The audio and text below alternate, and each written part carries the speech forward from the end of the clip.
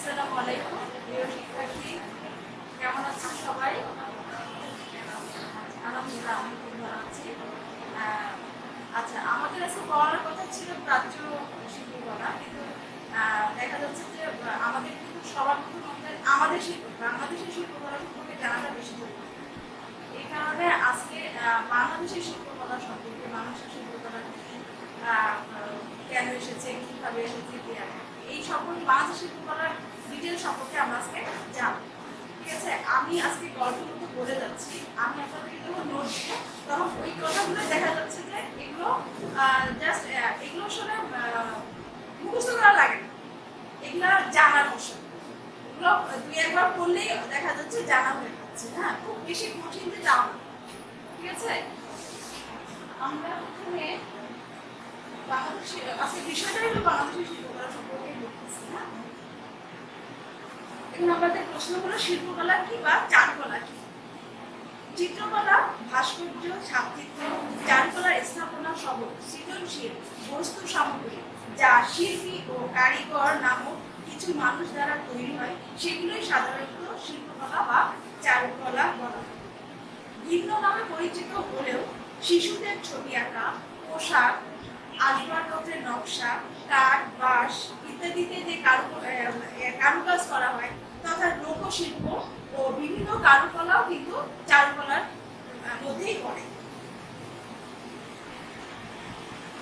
লোকশিল্প এবং সমাজ জীবনে ব্যবহারের জন্য বিভিন্ন কারুশিল্প আবহমান কাল থেকেই মানুষ নিজেদের প্রয়োজনে নিজেদের প্রয়োজনে তৈরি করে নিয়েছে এবং সবসময় করছে। কারণ লোকশিল্প হলো মানুষের নিজেদের প্রয়োজনে, যেমন হাড়ি প্রয়োজন, হাড়ি তৈরি করছে না, আর তারপরে কুমোররা কি করছে, এই লোহার দিয়ে বিভিন্ন ধরনের অস্ত্র তৈরি করছে, তাই না? তারপরে কামাররা আর কুমোররা মাটির জিনিস তৈরি করছে। এইভাবে কাঠের মিস্ত্রিরা কাঠের জিনিস তৈরি করছে। এই যে এগুলোও কিন্তু লোকশিল্প, এগুলো মানুষের প্রয়োজনেই চলে আসছে। ঠিক আছে, তাহলে লোকশিল্পটা এগুলো সেগুলো কলা কৌশল বংশ পরম্পরায় তারা রপ্ত করে নেয়। লোকশিল্প তাই কোনো শিক্ষা প্রতিষ্ঠানে শেখানো হয় না, এটি বহমান কালের ধারাবাহিক এবং স্বাভাবিক সাংস্কৃতিক চর্চা।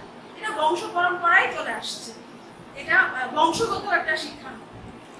যারা কামার, বাচ্চারা দেখতে দেখতেই কামারের কাজ শিখে ফেলে, কুমোরের বাচ্চারা দেখতে দেখতে কুমোরের কাজ শিখে ফেলে, ঠিক সেই রকম কাঠমিস্ত্রিরা।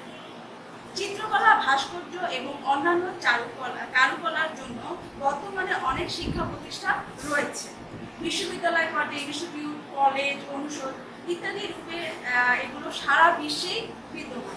ঠিক আছে, সারা বিশ্বে এখন এই চিত্রকলা, ভাস্কর্য এবং অন্যান্য শিল্পের জন্য শিক্ষা প্রতিষ্ঠান রয়েছে। কিন্তু মাত্র 200 বছর আগেও এইগুলো প্রতিষ্ঠান ছিল না, তখন সেটা ছিল গুরুমুখী শিক্ষা। ঠিক আছে, তখন একজন গুরু তাদের বাসায় রেখে শিষ্যদেরকে শেখাতো, তাদের কাজ করে দিত, থাকতো। এক সময় গিয়ে সে হয়তো বা কোনো সময় গিয়ে পারদর্শী হয়ে সেও গুরু হয়ে যেত। ঠিক ওই পদ্ধতিতে আগে চলে আসছিল, কিন্তু এখনকার হলো শিক্ষা প্রতিষ্ঠান হয়ে গেছে।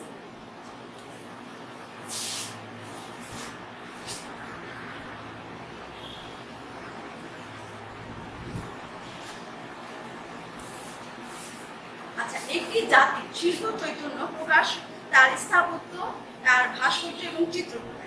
মানে একটি জাতির শিল্প চৈতন্য প্রকাশই পায় হলো তার ভাস্কর্য, চিত্র এবং চিত্রকলা এবং স্থাপত্যের মাধ্যমে। প্রধানত এই তিনটি অঙ্গনেই শিল্পকর্মের মৌলিক স্ফূর্তি ঘটে। আপনি কি আমার কথা কি আপনারা বুঝতে পারছেন? আমি কিন্তু খুব স্লো করছি, নাকি আরো স্লো করছি? আচ্ছা, ঠিক আছে। প্রধানত এই তিনটি অঙ্গনেই শিল্পকর্মের মৌলিক স্ফূর্তি ঘটে।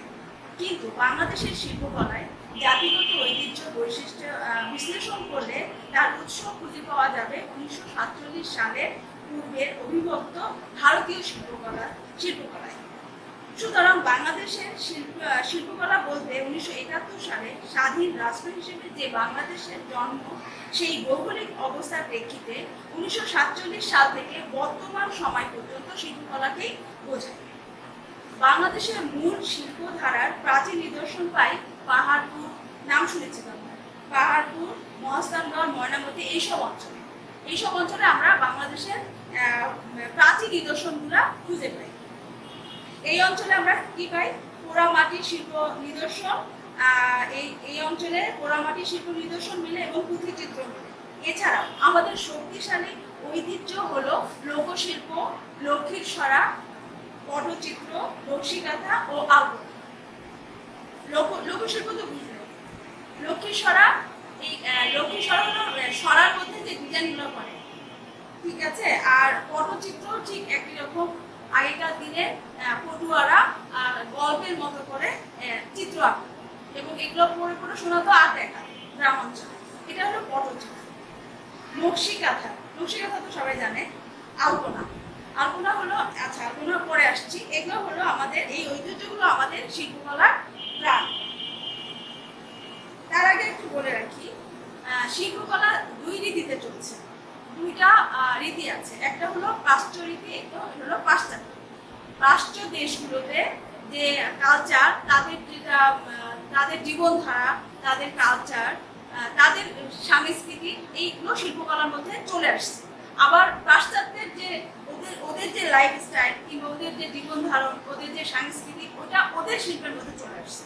এই কারণে দুটো ভাগ হয়ে গেছে, পাশ্চাত্য দেশগুলোতে প্রাচ্য শিল্প আর পাশ্চাত্য দেশগুলোতে পাশ্চাত্য শিল্প। আচ্ছা, 1975 সালে ব্রিটিশরা যখন ভারতবর্ষ দখল করে নিল, তখন থেকে পাশ্চাত্য রীতির অনুপ্রবেশ ঘটে ভারতীয় শিল্প ও সংস্কৃতি। এর আগে কিন্তু ঢুকে, যখন ব্রিটিশ আসলো তখন কিন্তু আমাদের মধ্যে ওই পাশ্চাত্য শিল্পের একটা রীতি চলে আসা শুরু করেছে। তৎকালীন ভারতীয় ভূস্বামীরাই ছিলেন পাশ্চাত্য রীতির প্রধান পৃষ্ঠপোষক। আবার ভালো দিকও আছে, যেমন হলো 1862 সালে ইংরেজ শাসকদের পৃষ্ঠপোষকতায় স্থাপিত হলো প্রথম শিল্প শিক্ষা কেন্দ্র প্রথম স্থাপিত হয় 1862 সালে ইংরেজ শাসকদের পৃষ্ঠপোষকতায়। এই টাইপের কোশ্চেনই কিন্তু হয়, ঠিক আছে। আচ্ছা, লাহোর প্রথম হয়েছিল হলো লাহোর, বোম্বে এবং কলকাতায়। পরবর্তীতে মাদ্রাজ এবং অন্যান্য স্থানে শিল্প শিক্ষা প্রতিষ্ঠান স্থাপিত হয়। দৃষ্টিকার্য বাস্তবতার কয়েকটি প্রথাসিদ্ধ রীতি গ্রিক রোমান শিল্পের আদর্শ এক পাথে। ঠিক এই জিনিসগুলো হয়তো আপনাদের বোধগম্য হবে না, কারণ এগুলো আরেকটা রীতির মধ্যে পড়েছে। এগুলো পড়তে হলে আরো ডিটেলস করতে হবে, ঠিক আছে। এগুলো এক ধরনের রীতি, যেমন যেই সময়কার যে যারা যেভাবে ছবি আঁকতো তাদের একটা রীতি থাকে। গুহা চিত্ররা যেভাবে আঁকতো, কিংবা মোঘল চিত্রদের আলাদা রীতি, কিংবা আরো অনেক যারা যেই সময় আসছে, মুঘলরা একরকম আঁকতো, রাজপুতরা আঁকতো, তারপরে এইভাবে চলে আসছে। হ্যাঁ, ঠিক এইরকমই গ্রিক রোমান শিল্পের আদর্শ এক পাথেয়। এই সময়ের খুব বিখ্যাত চিত্র রীতি হচ্ছে পাহাড়ি অনুচিত্র। এটা এক ধরনের চিত্র। এই পর্যায়ে প্রথম যে শিল্পীকে পায় তিনি হলো রাজা রবি বর্মা। পৌরাণিক ও ধর্মীয় বিষয়বস্তুকে ইউরোপীয় রীতিতে উপস্থাপিত করে অকল্পনীয় জনপ্রিয়তা পেয়েছেন। আর বলি যে প্রাচ্যরা একটু ধার্মিক, হ্যাঁ, ধর্ম জিনিসটা চিত্রে বেশি চলে আসছে। হ্যাঁ, প্রাচ্য চিত্রে যেমন ধরেন, আমি একটু উদাহরণ বলি, বুদ্ধ যখন ধ্যান করে তখন তার চোখগুলো বন্ধ থাকে। এরা সন্ন্যাসীরা যখন ধ্যান করে তাদের চোখ আধা বন্ধ থাকে কিংবা বন্ধ থাকে। এই কারণে এরা ছবি আঁকে বেশিরভাগই দেখা যাচ্ছে চোখগুলো টানা টানা। ঠিক একটা বৈশিষ্ট্যের কথা আমি উদাহরণ হিসেবে বললাম। পাশ্চাত্য কিন্তু তা না, পাশ্চাত্যরা রিয়েলিস্টিক ছবি বেশি আঁকে। কিন্তু 1905 সালে, এবং আরেকটা কথা বলে রাখি, এই যে পাশ্চাত্য এবং প্রাচ্য শিল্প, এদের দুই মধ্যে খুব বিরোধ ছিল। পাশ্চাত্যরা মনে করত যে প্রাচ্য শিল্পটা মূর্খের শিল্প, এটা ওরা পুরো মানে আঁকতে আঁকিয়ে, যেমন আমরা বলি আঁকতে আঁকিয়ে, কিংবা এটা কোনো শিল্পর মানের মধ্যে পড়ে না, এই টাইপের ধারণা ছিল। পাশ্চাত্য শিল্পীরা মনে করতো যে প্রাচ্য শিল্পের কোনো মানে প্রাতিষ্ঠানিক কোনো কিছু নাই, কিংবা এরা মূর্খদের শিল্প, কিংবা মানে অবজ্ঞা করতে হয়। প্রাচ্য শিল্পটাকে অবতার। কিন্তু 1905 সালে কিন্তু দেখা যাচ্ছে যে প্রাচ্য শিল্পটাই কিন্তু বেশি পুরাতন এবং ঐতিহ্যবাহী। এই যে গুহা থেকে থেকে শুরু করে ইলোরা, মুঘল, রাজপুত, মানে যত শিল্প আছে সব কিন্তু প্রাচ্য শিল্পের বৈশিষ্ট্য বিদ্যমান। ঠিক আছে। আচ্ছা, 1905 সালে প্রথম অবনীন্দ্রনাথ ও পরে শিষ্য, মানে ওনার শিষ্য নন্দলাল বসু, তারপর অসিত কুমার হালদার স্বদেশী আন্দোলনে সোচ্চার হয়ে ওঠেন। তখন স্বদেশী আন্দোলন শুরু হয়, তখন ওনারা সোচ্চার হয়ে ওঠেন এবং হ্যাভেলের নেতৃত্বে প্রথম পাশ্চাত্য, হ্যাভেল একজন শিল্পী টাইপের, হ্যাভেলের নেতৃত্বে প্রথম পাশ্চাত্য শিল্পরীতির বিরুদ্ধে বিদ্রোহ দেখা দিল। মানে 1905 সালে প্রথম এনারা বিদ্রোহ করলো যে না, আমাদের শিল্প যথেষ্ট, আমাদের শিল্পটা আমাদের ঐতিহ্য। এইরকম একটা বিদ্রোহ তারা তৈরি করলো 1905 সালে প্রথম অবনীন্দ্রনাথ এবং ও পরে শিষ্য নন্দলাল বসু, মানে অবনীন্দ্রনাথের শিষ্য হলো নন্দলাল বসু এবং অসিত কুমার হালদার স্বদেশী আন্দোলনে সোচ্চার হয়ে ওঠেন এবং হ্যাভেলের নেতৃত্বে প্রথম পাশ্চাত্য শিল্পরীতির বিরুদ্ধে বিদ্রোহ দেখা দিল। অবনীন্দ্রনাথের পৃষ্ঠপোষকতায় তার স্থাপিত একটা বেঙ্গল স্কুলের মাধ্যমে অজন্তা, অজন্তা একটা গুহা, ইলোরাও একটা গুহা, যেখানে অসংখ্য গুহা চিত্র পাওয়া গিয়েছে। মুঘল, তারপরে রাজপুত প্রভৃতি ঐতিহ্যগত শৈলীর পুনর্চর্চা শুরু করলো। তারা ওই শিল্পগুলোকে আবার নতুন করে আঁকা শুরু করলো, ওই রীতিতে আঁকা শুরু করলো।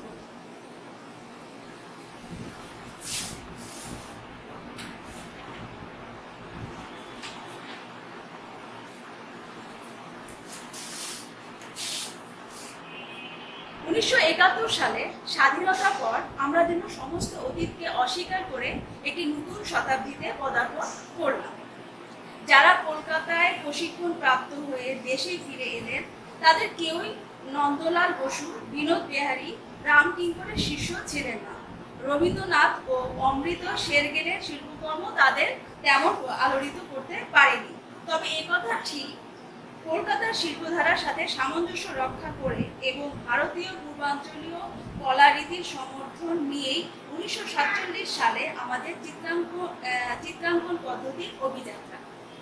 ধর্মীয় বাধা, অনিশ্চয়তা এবং পাশ্চাত্য মানসিকতা সত্ত্বেও তৎকালীন পূর্ব পাকিস্তানে ওল্ড ঢাকাতে আর্ট স্কুল স্থাপিত হল। 1948 সালে সেগুন বাগিচায় প্রতিষ্ঠিত হলো আর্ট কলেজ, যা বর্তমানে ঢাকা বিশ্ববিদ্যালয়ের অধীনে আর্ট ইনস্টিটিউট নামে পরিচিত।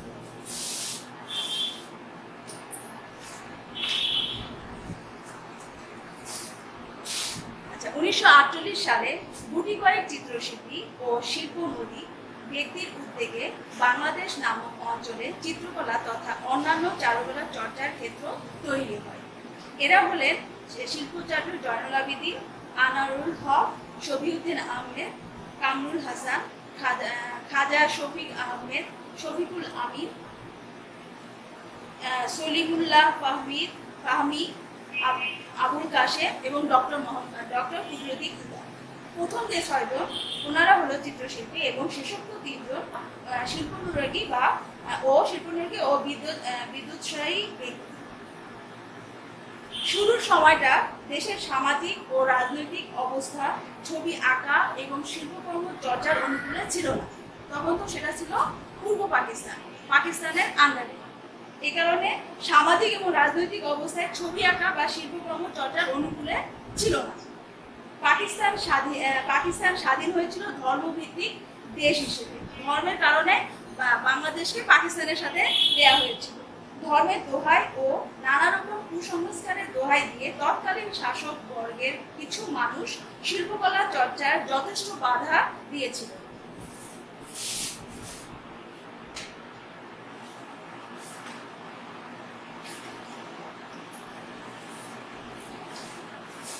এরপরে 1968 সালে শিল্পী রশিদ চৌধুরীর প্রচেষ্টায় চট্টগ্রাম বিশ্ববিদ্যালয় সাবসিডিয়ারি বিষয় হিসেবে চারুকলা চালু হয়ে বর্তমানে পূর্ণাঙ্গ বিভাগে পরিণত হয়েছে। স্বাধীনতা পরবর্তী 1973 সালে চট্টগ্রামে আর্ট কলেজ প্রতিষ্ঠিত হয়। এছাড়া রাজশাহী এবং খুলনায় আর্ট কলেজ রয়েছে, যা বর্তমানে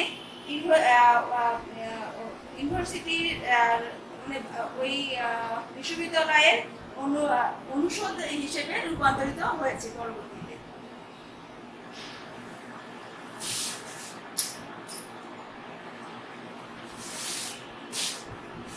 আচ্ছা, এরপর আমরা যাচ্ছি যে চারুকলা আন্দোলন নিছক ছবি আঁকা শেখার স্কুল প্রতিষ্ঠার জন্য নয়, বাঙালির অন্যান্য শিল্পকলা। আমরা এবার কেন শিল্পকলা চারুকলাটা প্রতিষ্ঠিত হয়েছিল, কেন, কি দরকার, সেই সম্পর্কে আমরা জানছি যে চারুকলা আন্দোলন নিছক ছবি আঁকা শেখার স্কুল প্রতিষ্ঠার জন্য নয়, বাঙালির অন্যান্য শিল্পকলা, ভাষা ও সামাজিক রাজনৈতিক বিষয়গুলোর সঙ্গে সমন্বয় করে একটি ভেষজ ও যুগোপযোগী সাংস্কৃতিক চর্চার শক্ত ভিত তৈরি করা।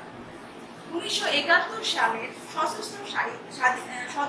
সশস্ত্র স্বাধীনতা যুদ্ধে বাঙালি সব পেশার মানুষ যথা কৃষক, শ্রমিক, ছাত্র জনতা, শিক্ষক, চিকিৎসক, বুদ্ধিজীবী, রাজনীতিবিদ সবাই একাত্ম হয়ে 9 মাস যুদ্ধ করে পাক হানাদার বাহিনীকে পরাস্ত করতে পেরেছিলেন। বাংলাদেশের চিত্রশিল্পীরা সব সময় জনগণের অধিকার আদায়ের সংগ্রামে যুক্ত থেকেছে। পোস্টার, ফেস্টুন ও কার্টুন এঁকে জনগণের দাবিকে যথাযথভাবে প্রতিফলন ঘটিয়ে সংগ্রামকে শক্ত ভিতের উপর যেমন দাঁড় করিয়েছে, তেমনি অন্যদিকে বেশ কিছু শিল্পী সাংগঠনিক ভূমিকায় যুক্ত থেকেও আন্দোলনকে বেগবান করেছে। আজকে যে নবান্ন উৎসবটা হচ্ছে, আমাদের বাংলাদেশের যে কিছু কালচার, যেমন নবান্ন উৎসব, যেমন পহেলা বৈশাখ, ঠিক এইগুলো সম্পর্কে বলছি যে আজ যে নবান্ন উৎসব হচ্ছে তা কয়েকজন চিত্রশিল্পী ও শিল্পযাত্রী জয়নুল আবেদিনের উৎসাহে ও নেতৃত্বে 1970 সালের 12ই ফেব্রুয়ারি একটি চিত্র প্রদর্শনী ও নবান্ন নামে কবিতার ছোট সংকলনের মাধ্যমে শুরু হয়েছিল।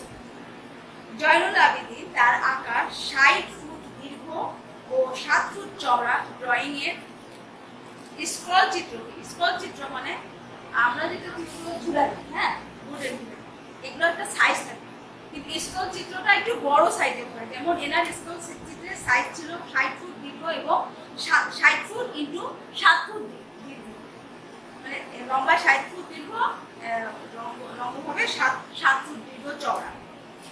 এই স্ক্রল চিত্রটি নবান্ন উৎসব উপলক্ষে এঁকেছিলেন, যা বাংলাদেশের শিল্পকলার ক্ষেত্রে এক মূল্যবান সৃষ্টি, যা বর্তমানে জাতীয় জাদুঘরে সংরক্ষিত আছে। 1970 সালে চারুকলা ইনস্টিটিউটকে কেন্দ্র করে ছাত্র, শিক্ষক ও চারুশিল্পীরা বাংলা নববর্ষ পালন শুরু করে।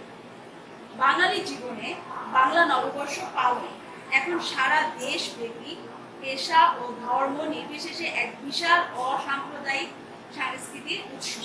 এটা শুরু করেছিল চারুকলা ইনস্টিটিউটে কে কেন্দ্র করে ছাত্র, শিক্ষক ও চারুশিল্পীরা 1970 সাল থেকে। বাংলাদেশের সমাজ জীবনে বর্তমানে আলপনা নামক নকশা ও ছবি শুদ্ধতা, পবিত্রতা ও শ্রদ্ধা জানাবার প্রতীকী ছবি হিসেবে গ্রহণযোগ্যতা পেয়েছে। আলপনা সাধারণত দেখা যাচ্ছে যে বিয়ে বাড়ি, তারপরে এটা শুরু হয়ে বিভিন্ন অনুষ্ঠানে এটা শুরু হয়ে যায়। এটা ঠিক শ্রদ্ধা, পবিত্রতা, শ্রদ্ধা জানাবার প্রতীকী ছবি হিসেবে ব্যবহার করা হয়। এটা শুরু হয়েছিল, আলপনা শুরু হয়েছিল 21শে ফেব্রুয়ারিতে প্রভাত ফেরিকে উপলক্ষ করে। এটা 21শে ফেব্রুয়ারিতে প্রভাত ফেরিকে উপলক্ষ করে এই আলপনা করা শুরু হয়েছিল।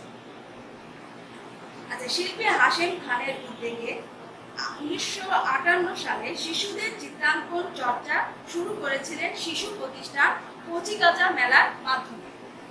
সে সময় বড়দের ছবি আঁকার আন্দোলন ধীরে ধীরে মাত্র এগোচ্ছে। শিশুদের ছবি আঁকা প্রদর্শনী এগুলো চিন্তাই করা যাচ্ছিল। ঠিক সেই সময় কচিকাঁচা মেলার পরিচালক রকুনুজ্জামান খান দাদাভাই সহ উপদেষ্টা সুফিয়া কামাল, আব্দুল্লাহ আল মুতি, আজিজ গুহ, এম এ ওয়াদুদ, নূরজাহান বেগম প্রমুখ এরা শিশু চিত্রাঙ্কন বিষয়টিকে বিশেষ গুরুত্ব দিয়ে সামাজিক সাংস্কৃতিক আন্দোলন হিসেবে গ্রহণ করলেন। শিল্পচর্চা জয়নুল আবেদিন, পটুয়ার কামরুল হাসান, শিল্পী শফিউদ্দিন আহমেদ, শফিকুল আমিন, আব্দুর রাজ্জাক, আব্দুল বাসের, শিল্পী হাশেম খানের এই উদ্যোগকে সাধুবাদ জানিয়ে নানাভাবে তাকে উৎসাহ দিলেন।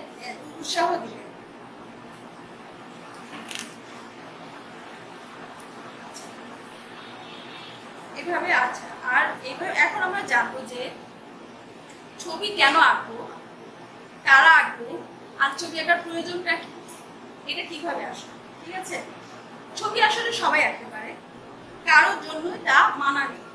ছোটবেলায় আঁকা হয়নি বলে বড় হয়ে আঁকা যাবে না এমন কোনো বিধিনিষেধ নাই। মানুষ মাত্রই শিল্পী, তার ভিতরে শিল্পীটা জন্মগতভাবে তার তৈরি হয়ে থাকে। ঠিক আছে, মানুষ মাত্রই শিল্পী।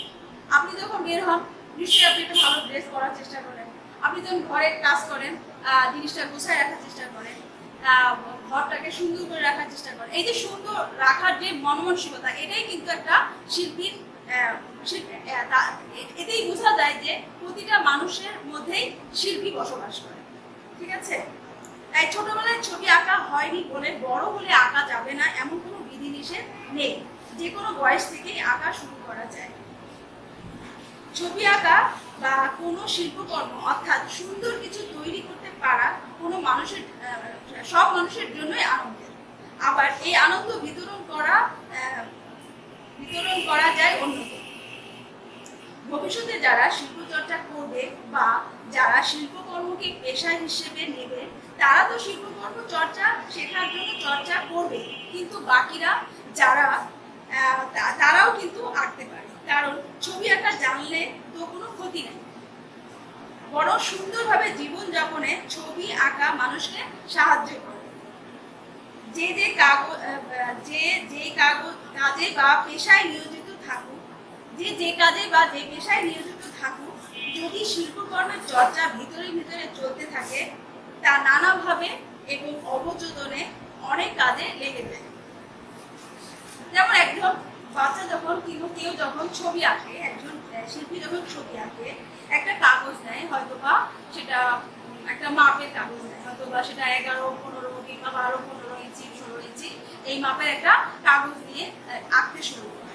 একটা ছোট্ট মাপের এই কাগজে শিল্পী আঁকছেন একটি গ্রামের ছবি। সেখানে গাছপালা আছে, মাঠ আছে, নদী আছে, আকাশ আছে, আকাশে পাখি উঠছে, তারপর এরকম অনেক কিছু, মাঝি, জেলে, কুমার, কামার, অনেক কিছুই তারা এই এতটুকু কাগজের মধ্যে তারা এঁকে ফেলে। শিল্পী অনেক ভেবে চিন্তে এতগুলো বস্তু নানা রকম ভাবে সাজিয়ে তারপর রঙে ও রেখায় গ্রামের ছবিটা ফুটিয়ে তোলে। তা দেখে আমরা আনন্দে বলে উঠি, বা কি সুন্দর, দেখো ধান ক্ষেত যেন বাতাসে বইছে, ওই দূরে দেখো আকাশ আর নদী যেন মিশে গিয়ে একটা রেখায় মিলে গিয়েছে।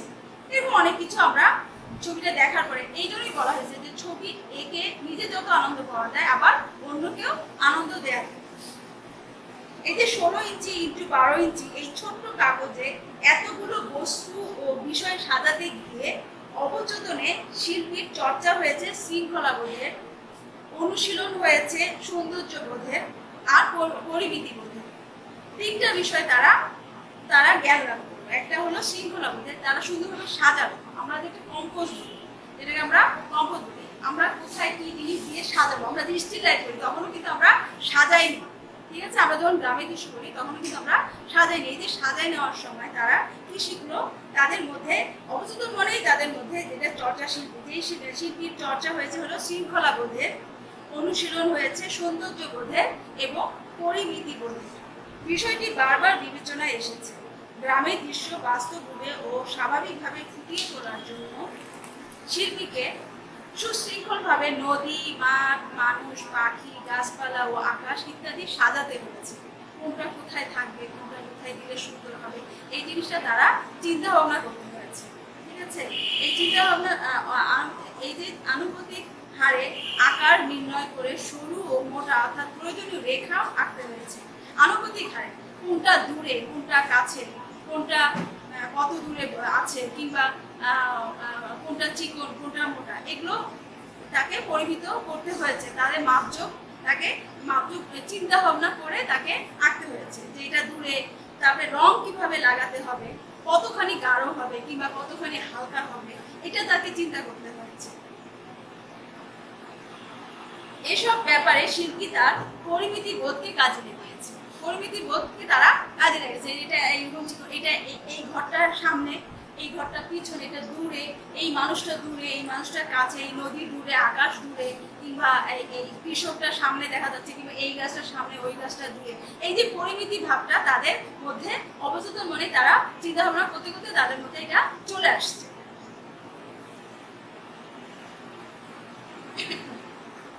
সুতরাং একজন মানুষ শিল্পকর্মের চর্চা করলে তার মধ্যে খুব স্বাভাবিকভাবেই শৃঙ্খলাবোধ, সৌন্দর্যবোধ ও পরিমিতি বোধের উন্নতি যেমন হচ্ছে, সেই সঙ্গে তিনি নিজেকে প্রগতিশীল, সুপরিকল্প গঠনমূলক কাজের উদ্যোগী ও সাহসী পরিচালক হিসেবে গড়ে তুলতে উৎসাহ পাচ্ছেন। তাহলে একটা ছবি আঁকার কারণে আমাদের কতগুলো ডেভেলপ হচ্ছে, ঠিক আছে? এই মানুষটি যখন কর্মক্ষেত্রে কোনো প্রতিষ্ঠানের মালিক বা পরিচালক হচ্ছেন, শখানেক লোককে দিয়ে বিভিন্ন বিভাগে নানা রকম কাজ সুষ্ঠুভাবে পরিচালনা করতে তার খুব বেশি বেগ পেতে হয়। একটা ছবি সেই আঁকিয়ে যেভাবে সুন্দর করে ফুটিয়ে তুলেছে, একটা প্রতিষ্ঠানকেও সে ছবির মতো সুন্দর ও সুষ্ঠুভাবে গড়ে তুলতে পারে। তাই শিল্পকলা চর্চা সহজে একজন মানুষকে তার অবচেতনে বিশেষ বিশেষ গুণাবলী অর্জনে সহায়তা করে। অনেক বই পড়েও অনেক সময় নষ্ট করেও এইসব গুণ অর্জন করা যায় না। উন্নত দেশগুলোতে তাই শিশুদের অক্ষরজ্ঞান দেওয়ার আগেই ছবি আঁকা, রং তুলি ইত্যাদি হাতে তুলে দেওয়া হয়। আমাদের দেশেও এই প্রবণতা লক্ষ্য করা যাচ্ছে। স্কুল ও শিশু সংগঠনে বিভিন্ন প্রতিষ্ঠানে শিশুদের জন্য ছবি আঁকার ব্যবস্থা রয়েছে। প্রতিযোগিতার ব্যবস্থা করে তাদের পুরস্কৃত করে শিল্প ও সুন্দর কিছু গড়ার কাজে উৎসাহিত করা হচ্ছে। এমনকি জাতীয় ভিত্তিক শিশু চিত্রাঙ্কনের প্রতিযোগিতা করে সমাজ জীবনে এর প্রসার ঘটানো হচ্ছে। আর এভাবেই সমাজে শিল্পকলা চর্চার বিস্তার ঘটে চলেছে, সাংস্কৃতিক ও সৌন্দর্য বোধের সমৃদ্ধি হচ্ছে।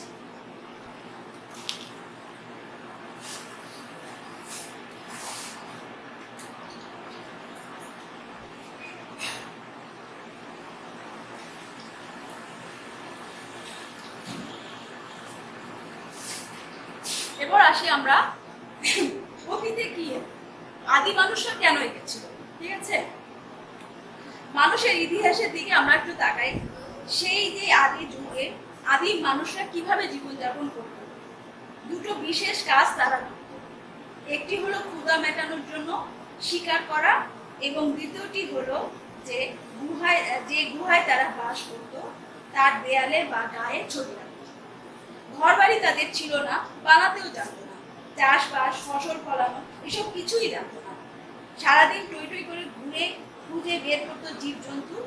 কোনো মতে একটা শিকার করতে পারলে হই হই রই রই করে সবাইকে ডেকে এনে আগুনে পুড়িয়ে মহা উৎসবে খেয়েছে।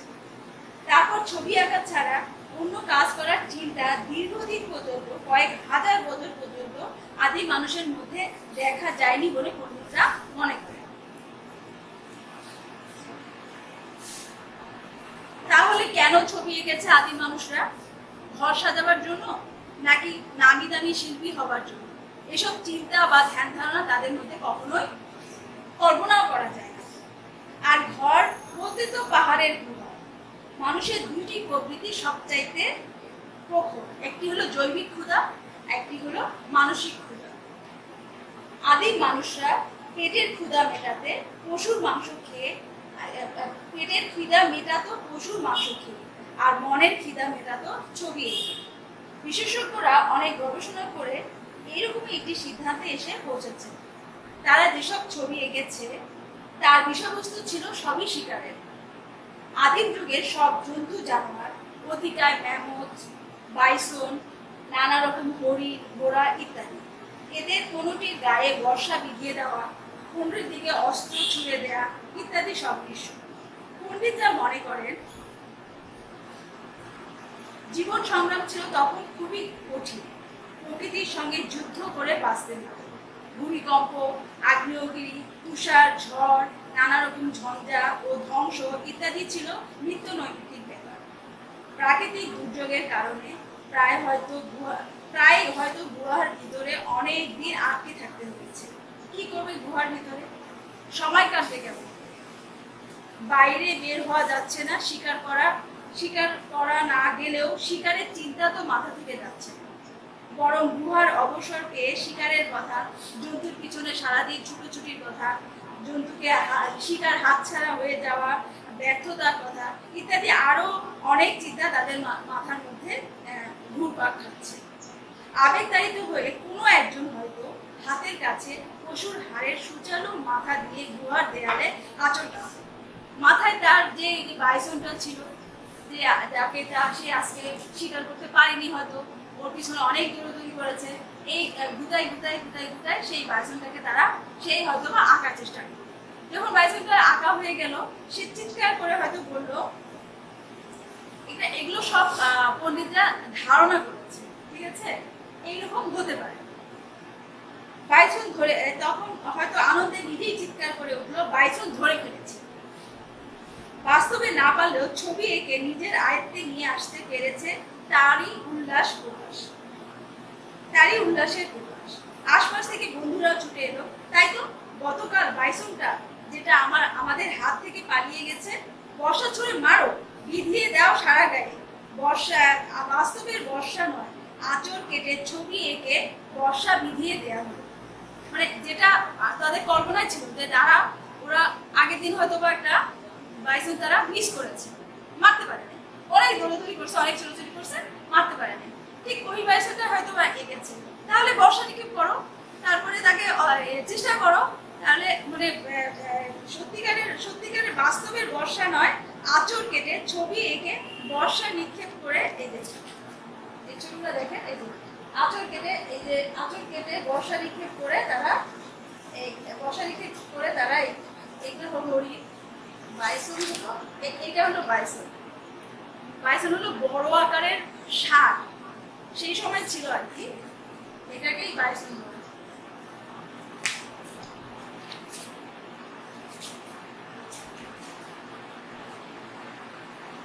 আচ্ছা, এভাবে একটা আঁচড় কেটে ছবি এঁকেই বর্ষা বিধিয়ে দেওয়া হলো। এভাবে একটা বিশ্বাসও তাদের মধ্যে কাজ করতে শুরু করলো। ছবি এঁকে জন্তুকে নিজের আয়ত্তে নিয়ে আসতে পারলে আগামী যে কোনো সময় বাস্তবে একে ধরেও ফেলতে পারবে। ছবি এঁকে যেটাকে ছবি এঁকে যদি আয়ত্তে আনতে পারি, তাহলে ভবিষ্যতে এটাকে আমরা বাস্তবেও আয়ত্তে আনতে পারবো। এই চিন্তাটা তাদের মধ্যে কাজ করতে শুরু করে। এরকম একটা পরিস্থিতির মধ্যেই হয়তো আদিম মানুষের ছবি আঁকা শুরু। তারপর চলো দিনের পর দিন, বছরের পর বছর, কয়েক হাজার বছর। কি দিয়ে আঁকতো আদিম মানুষেরা? বর্তমানের মতো রং তুলির কথা তো তারা চিন্তাও করতে পারে না। তাহলে পশুর হাড় সুচালু করে কলমের কলম বানিয়ে নিত, আর পশুর লোম কাঠি বা সরু ডালের ডগায় বেঁধে তুলি বানিয়ে নিত, আর রঙিন মাটি, রঙিন পাথরের গুঁড়া আর পশুর চর্বি মিশিয়ে আঠালো রং বানিয়ে নিচ্ছে। গাছপালার ছাল থেকেও হয়তোবা রং বানিয়েছে। আদিম মানুষের ছবি আঁকার খবর অনেক বছর ধরে মানুষের অজানা ছিল। খুব বেশি দিন হয়নি ছবি আঁকার খবর আবিষ্কার হয়েছে। প্রথম আবিষ্কারের ঘটনা বেশ মজার। 1869 সালে স্পেনের আলতামিরা নামে এক পাহাড় ও গুহার খবর পাওয়া গেল। সেখানে আদিম মানুষেরা কয়েক হাজার বছর আগে বাস করত। ওই এলাকার জমিদার সেখানে আদিম মানুষেরা কয়েক হাজার বছর আগে বাস করত। ওই এলাকার জমিদার একদিন বের হয়ে গুহার ভেতরটা খুঁজে দিল। আদিম মানুষের হাড়গোড় এবং তাদের ব্যবহৃত হাতিয়ার বা কোনো পাত্র যদি পাওয়া যায়। সঙ্গে গেল তার 6 বছরের মেয়ে, বাবার সঙ্গে একটু বেরিয়ে আসার জন্য। জমিদার গুহার মেঝেতে হাড়গোড় ইত্যাদি খুঁজছেন, আর তার মেয়ে মোমবাতি হাতে গুহার ভিতরে এদিক ওদিক ঘুরে দেখছেন। হঠাৎ সে চিৎকার করে উঠল, বাবা বাবা, ষাঁড়, বিরাট ষাঁড়! মেয়ের চিৎকার শুনে বাবা চমকে উঠলেন। গুহার ভিতরে সার আসবে কোত্থেকে? দেখা যাক ছুটে গেলেন মায়ের কাছে, মেয়ের কাছে। শাড়ি বটে, তবে জ্যান্ত না। গুহার দেয়ালে আঁকা এক অতিকায় ষাঁড়ের ছবি।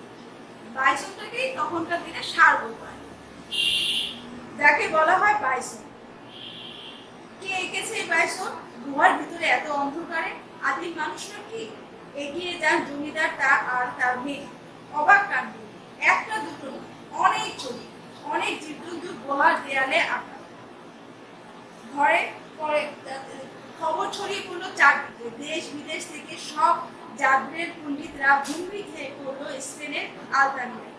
তর্ক বিতর্ক চললো অনেক দূর, পরে সিদ্ধান্তে পৌঁছলো হ্যাঁ, এগুলো আদিম মানুষেরই ছবি। তারপর খোঁজ খবর লাগালো আশেপাশে নিশ্চয়ই আরো আছে। 1885 সালে স্পেনের পিরেনিজের পাহাড়ি অঞ্চলে আরো অনেকগুলো গুহার খবর পাওয়া গেল। আবিষ্কার হলো ফ্রান্সে ও উত্তর আফ্রিকায়। সেখানেও পাওয়া গেল আদিম মানুষের আঁকা অনেক ছবি। পণ্ডিতরা হিসেব করে বলেছেন পুরনো প্রস্তর যুগের শেষ ভাগের আদিম মানুষেরা এসব ছবি এঁকেছিল। এসব গুহা চিত্রের বয়স খ্রিস্টপূর্ব 10,000 বছর থেকে 30,000 বছর। আদিম মানুষের পরে কয়েক হাজার বছর কেটে গেছে। পৃথিবীর কত উত্থান পতন হয়েছে, কত জাতি, কত সভ্যতা এসেছে, আবার বিলীন হয়ে গিয়েছে। সব সভ্যতার কথা আমরা না জানলেও অনেক সভ্যতার কথাই আমরা এর মধ্যে জেনেছি। আর এসব জানার উৎস হচ্ছে চিত্রকলা। এসব আমরা জানছি, কিন্তু চিত্রকলা, ভাস্কর্য, স্থাপত্য, কারুশিল্প ও অন্যান্য শিল্পকলার মাধ্যমে। তাদের দলিল, দস্তাবেজ ও গ্রন্থাদি হয়তো বিলীন হয়ে গিয়েছে। এত বছরে তাদের দলিল, তাদের কাগজপত্র কিংবা অনেক কিছু তাদের বিলীন হয়ে গেছে। কিন্তু কিন্তু চিত্রকলা, ভাস্কর্য, এগুলো থেকেই পণ্ডিতরা বের করেছে বিভিন্ন যুগের মানুষের চালচলন। এই ছবিগুলো থেকেই তারা, এই ভাস্কর্য, এই স্থাপত্য, এই ছবিগুলো থেকেই তারা আবিষ্কার করছে তারা কিরকম ছিল, তাদের চালচলন কিরকম ছিল। ঠিক আছে? তাদের সংস্কৃতি, সমাজ, সংস্কৃতি, সভ্যতার ইতিহাস এই শিল্পকলা থেকে, এই চিত্রকলা, ভাস্কর্য ও স্থাপত্যের নিদর্শন থেকে তারা আবিষ্কার করেছে। উদাহরণস্বরূপ বলা যায় এশিরীয় সভ্যতা, যে আমি বললাম যে কিছু সভ্যতা আছে, বিভিন্ন সভ্যতা আছে যেগুলো অনেক সময় বিলীন হয়ে গেছে, অনেক আমরা জানছি, অনেকগুলো জানতেও পারি। যেমন বেবিলনীয় সভ্যতা, মায়া সভ্যতা, মিশরীয় সভ্যতা, প্রাচীন চৈনিক সভ্যতা, সিন্ধু সভ্যতা প্রভৃতি। তাই শিল্পকলাকে আন্তর্জাতিক ভাষা বা পৃথিবীর ভাষা হিসেবেও বিচার করা হয়। এক দেশের বা এক যুগের শিল্পকলা অন্য দেশের লোকের কয়েক যুগ পরেও বুঝতে সমস্যা হয় না, কষ্ট হয় না। এই যে চিত্রকলাগুলো, এই যে ভাস্কর্যগুলো, এই যে আঁকছে, বাইসন আছে, এত হাজার হাজার কোটি কোটি বছর পরেও আমরা বুঝতে পারলাম যে বাইসন বা ষাঁড় এঁকেছে, হয়তো নাম চেঞ্জ হচ্ছে, ষাঁড় এঁকেছে, বুঝতে পারলাম। কারণ এটা এই কারণ যে শিল্পকে আন্তর্জাতিক ভাষা বা পৃথিবীর ভাষা হিসেবে চিন্তা করা হয়। কারণ এর এক দেশের বা এক যুগের শিল্পকলা অন্য দেশের লোকের বা কয়েক যুগ পরেও বুঝতে কষ্ট হয় না। ধরা যাক আফ্রিকার একটা বালক বাংলাদেশের এক বালককে একটা ছবি উপহার দিয়েছে। ঠিক আছে? সেই ছবিটা তাকে শুভেচ্ছা স্বরূপ ছবি এঁকে দিয়েছে। সেই ছবিটা পেয়ে সেই বাঙালি শিশু খুব খুশি হয়ে গেল, কারণ সে সেটা বুঝতে পারলো। কিন্তু সেক্ষেত্রে যদি সেই পর্তুগিজ জিম্বাবুয়ের ভাষায় কোনো চিঠি তাকে প্রশংসা করে কোনো চিঠি পাঠাতো, তাহলে কি সে বুঝতে পারতো? তাহলে সে বুঝতে পারতো না। এই কারণে বলা হয় যে চিত্রকলাকে আন্তর্জাতিক ভাষা বা পৃথিবীর ভাষা হিসেবে ধরা হয়। চিত্রকলা না মানে শিল্পকলা। চিত্রকলা হলো শিল্পকলার একটা পার্ট।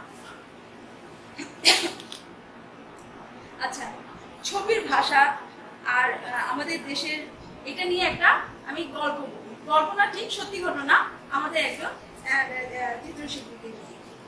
ছবির ভাষা নিয়ে আমাদের দেশের এক বড় শিল্পীর খুব মজার একটা গল্প আছে। গল্পটা হলো ঠিক গল্প না, এটা হলো সত্যি ঘটনা। শিল্পচন্দ্র জয়নুল আবেদিন একবার স্পেনে গিয়ে খুব বিপদে পড়েন। স্পেনে একটি হোটেলে বসে তিনি স্পেনে একটা হোটেলে বসে তিনি খাবেন বলে অর্ডার দেবেন। একজন যে তিনি স্প্যানিশ ভাষা জানে না, তিনি ফ্রান্স একটু ইংলিশ মোটামুটি জানেন, কিন্তু স্প্যানিশ ভাষা জানেন। দেখা যাচ্ছে যে উনি অর্ডার দেওয়ার আগে একজনকে খেতে দেখছিল একটা আইটেম, ওই জিনিসটা উনি অর্ডার দিবে, ঠিক ওই মুহূর্তে ওনার খাওয়া শেষ হচ্ছে, চলে গেছে। এখন ওটা তো উনি স্প্যানিশ ভাষায় বলতে পারছে না, এই কারণে ওয়েটারকে যখন ডাকলেন, ওয়েটার স্প্যানিশ ভাষা ছাড়া অন্য কোনো ভাষা জানে না, শিল্পী স্প্যানিশ কিছুই জানে না, তিনি ইংরেজি জানেন আর সামান্য ফরাসি বলতে পারেন, ভাঙা ভাঙা ফরাসিতে, ইংরেজিতে, এমনকি ইশারায় নানা রকম ভঙ্গি করে খাবারের মেনু বোঝানোর চেষ্টা করলেন। ফল খুব ভালো হলো না, হোটেলে এমন কাউকেই পাওয়া গেল না যে ফরাসি বা ইংরেজি জানে। এদিকে খিদে পেট চোচো করছে। শেষে হোটেলের ওয়েটার শিল্পীকে নিয়ে গেলেন রান্নাঘরে। বাবুর্চি ও রাঁধুনিরা একটা একটা করে খাবার তুলে তাকে দেখালো কোনটা তিনি খেতে চান। অনেকক্ষণ পর পাওয়া গেল তার পছন্দের খাবার, খুব সামান্য জিনিস, চিংড়ি মাছ ভাজা খেতে চান। কিন্তু এই সামান্য খাবারের কথা বোঝাতে তিনি করদমর্ম, ঘন্টাখানেক সময় কাটান। আর ওয়েটার ও রাঁধুনিরা ব্যাপারটা নিয়ে একজোট হেসে দিল। স্পেনে থাকতে হবে তাকে অনেক দিন। চিংড়ি ভাজা খাচ্ছেন আর ভাবছেন ভাষা সমস্যাতে বিরাট সমস্যা, অন্তত হোটেলে খাবার চাইতে গেলে তো বোঝাতে হবে ইংরেজি ও ফরাসি জানার লোক এখানে খুবই কম। কি করা যায়? হঠাৎ তার মাথায় বুদ্ধি এলো। ঠিক করলেন রাতেও ওই হোটেলেই খেতে আসবেন এবং বুদ্ধিটা কাজে লাগাবেন। তার থাকবার জায়গা থেকে হোটেলটা ছিল খুবই কাছাকাছি। রাতের বেলায় রেস্তোরাঁয় এসে সেই টেবিলে খেতে বসলেন। হোটেলের কর্মচারীরা তাকে দেখে দুপুরের কথা মনে করে মুচকি হাসতে লাগলেন, কিন্তু শিল্পী জয়নুল তার ভ্রূক্ষেপ করলেন না। খুবই সপ্রতিকভাবে আঙুলের ইশারায় একজন ওয়েটারকে ডাকলেন। তারপর কোনো কথা না বলে স্কেচ খাতা খুলে ঝটপট ছবি এঁকে ফেললেন। তারপর স্কেচ খাতাটা ওয়েটারের চোখের সামনে তুলে দিলেন। ওয়েটার একেবারে অবাক, আনন্দে সে লাফাতে লাগলো। আশেপাশে সবাই ছুটে এলো, হুমড়ি খেয়ে পড়লো স্কেচ খাতার উপরে। এমন মজার কাণ্ড ঘটতে পারে তার রেস্তোরাঁ কেউ ভাবতে পারেনি। শিল্পী কি কি খাবেন, কেমন রান্না খাবেন, কেমন করে রান্না হবে, সেটা সব ছবি এঁকে দিয়ে বুঝিয়েছেন। গরুর মাংস, মুরগির ডিম, ভাজি, স্যুপ, সবজি, দুধ, এসব এঁকেছেন এবং চিহ্ন দিয়ে নির্দেশ করে দিয়েছেন এটা কিভাবে রান্না হবে। এমনকি মদ যে খাবেন না তাও ছবিতে বুঝিয়ে দিয়েছেন। কিছুক্ষণের মধ্যেই শিল্পীর কদর বেড়ে গেল। রেস্তোরাঁর মালিক ও অন্যান্যরা অনেকেই তার সঙ্গে বন্ধুত্ব করতে এগিয়ে এলেন, বাড়িতে দাওয়াত পর্যন্ত দিলেন। তখন তার ভাষার সমস্যা আর থাকলো না। ঠিক এই চিত্রটা এখানে, সেই গরুর মাংস কিভাবে রান্না হবে, আলু আর সবজি দিয়ে স্যুপ কিভাবে রান্না হবে, মাংসটা কিভাবে রান্না হবে, ফ্রাই বুঝিয়েছে, ড্রিঙ্কস হবে না, কিংবা চা হবে, স্যুপ হবে, কফি হবে, এগুলো ছবির মাধ্যমে তিনি বুঝিয়েছেন।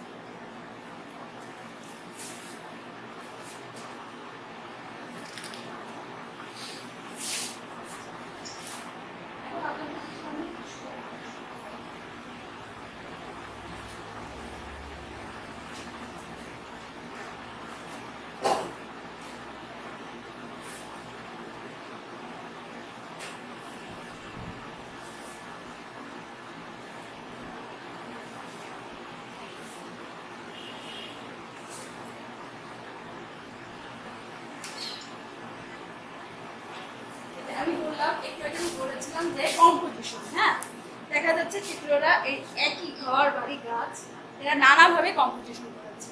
অথবা এখানে গাছটা মাঝখানে দিয়েছে, অথবা দূরে দিয়েছে, অথবা কর্নারে দিয়েছে, অথবা খুবই কর্নারে দিয়েছে, অথবা এই ঘরটা বড় দিয়েছে। এটা 4টা কম্পোজিশন এখানে দেওয়া আছে, ঠিক আছে। এটা আমরা ইচ্ছা মতোই সাজাতে পারি। এই জিনিসটা বোঝাইছে যে এই 4 রকমই যে হবে তাও না, আরো অনেক রকম হতে পারে।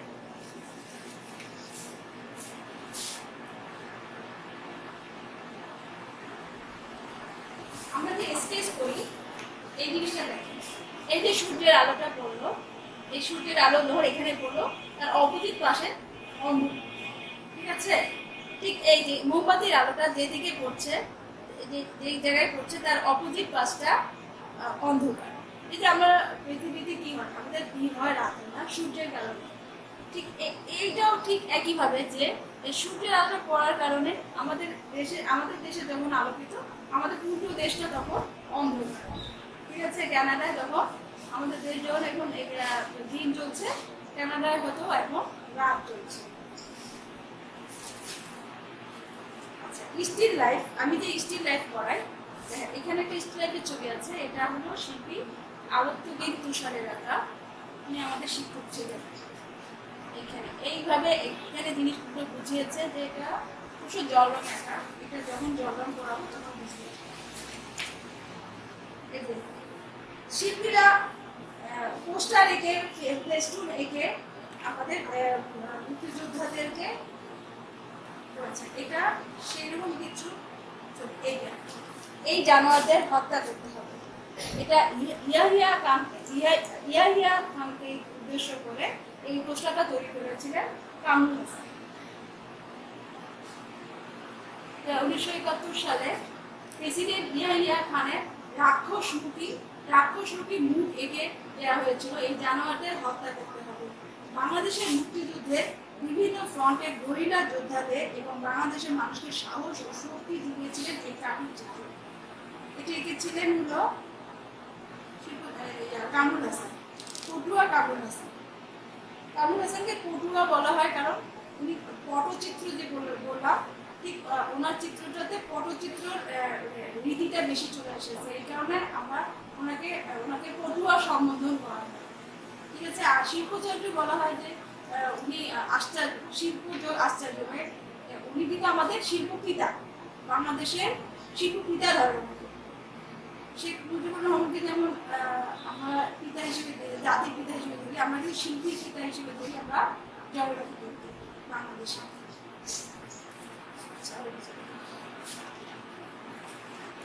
এটা হলো একটা পোস্টার। ঠিক আছে, এই পোস্টারটা আকার বা এই জানোয়ারদের হত্যা করতে হবে, খুব নাম করা একটা সেই সময়টা পোস্টার কামড় হয়েছে।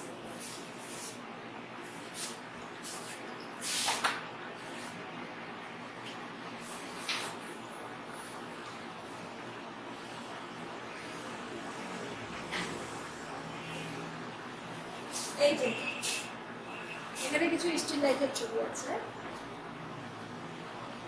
এগুলো আসলে স্টিল লাইফ সাজায় করাতে হয়, কিন্তু আপনারা যখন অফলাইনে ক্লাস করবেন তখন এটা সুবিধা হবে। এই জিনিসটা আঁকানো হয় কি যে ক্লাসে এক কর্নারে সাজানো থাকে, টেবিলের উপরে সাজানো থাকে, স্টুডেন্টরা দেখে দেখে যে অ্যাঙ্গেলে বসছে, একজনের ছবি একই রকম হয় কারণ অ্যাঙ্গেল চেঞ্জ হয়ে যায়। এখানে দেখুন যে বসবে সে এক অ্যাঙ্গেলে দেখবে, ওখানে যে বসবে সে একরকম দেখবে। একই জিনিস দেখা যাচ্ছে যে আমি এভাবে থাকলে আমাকে একরকম দেখা যাচ্ছে, আমি এরকম থাকলে আমাকে আরেকরকম দেখা যাচ্ছে, মানে আরেক পাশটা দেখা যাচ্ছে। ঠিক এইরকম, মানে এটা অ্যাঙ্গেলের উপর।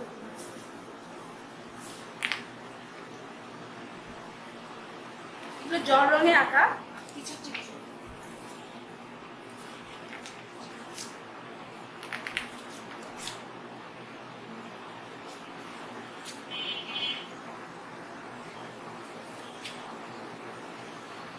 আমরা যখন শিল্পীদের নিয়ে পড়াশোনা করবো তখন এরপরে আসতেছে আমাদের শিল্পীদের পরিচিতি বা কি বাংলাদেশে কি ধরনের কারা কারা এসেছেন, কোন সময় কারা এসেছেন, এটা দিয়ে যখন পড়াশোনা করবো তখন আমি ছবিগুলো উল্লেখ করবো।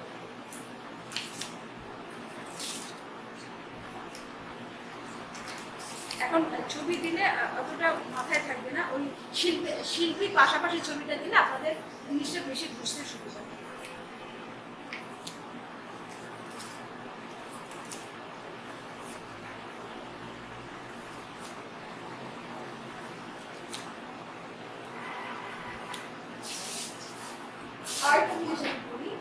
আমাদের নেক্সট ক্লাস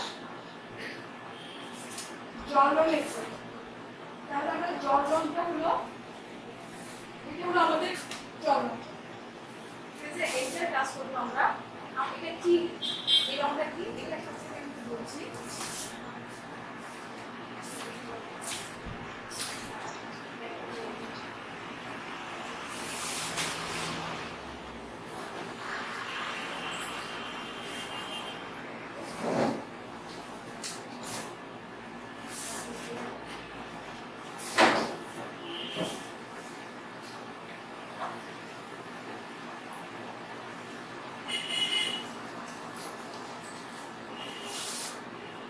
জল রং আমরা এই জন্যই বলছি যে জল রং হলো ছবি আঁকার একটা মিডিয়াম।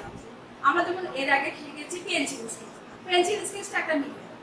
হ্যাঁ, পেন্সিল স্কেচে অনেক অনেক সুন্দর একটা স্টিলের তো আঁকা যায়, একটা পোর্ট্রেট আঁকা যায়, একটা দৃশ্য আঁকা যায়, একটা পুরো ছবিও আমরা কমপ্লিট করতে পারি পেন্সিলের মাধ্যমে। আমাদের কি লাগে? শুধুমাত্র টুবি, ফোরবি আর সিভি পেন্সিল হলে আর কাগজ হলেই আমরা একটা সম্পূর্ণ ছবি কমপ্লিট করতে পারি। যেমন একটু আগে আমি আপনাদেরকে একটা স্টিল লাইট দেখাইছিলাম।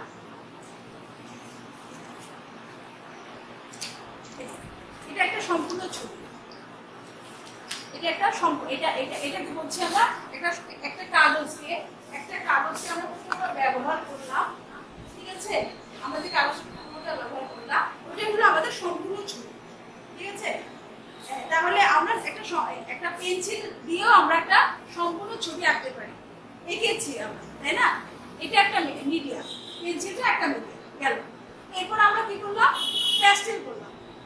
প্যাস্টেল দিয়ে আমরা একটা দৃশ্য করলাম। ঠিক আছে, এখানে প্যাস্টেলের কাজ নাই, যাই হোক আমরা একটা প্যাস্টেল দৃশ্য করেছি আগে ক্লাসে, না কয়েকটা ক্লাস আগে আপনারা করেছেন কি? আচ্ছা, ওইটা ধরে পুরো কাগজটাকে ব্যবহার করে আমরা শুধু প্যাস্টেল দিয়েই পুরো কাগজটাকে ব্যবহার করে আমরা একটা ছবি এঁকেছি। তাহলে ওইটা একটা প্যাস্টেল দিয়ে একটা সম্পূর্ণ ছবি আঁকা যায়। তাহলে প্যাস্টেলটা আঁকা মিডিয়াম। ঠিক আছে, এরপরে আমরা আসতেছি জল।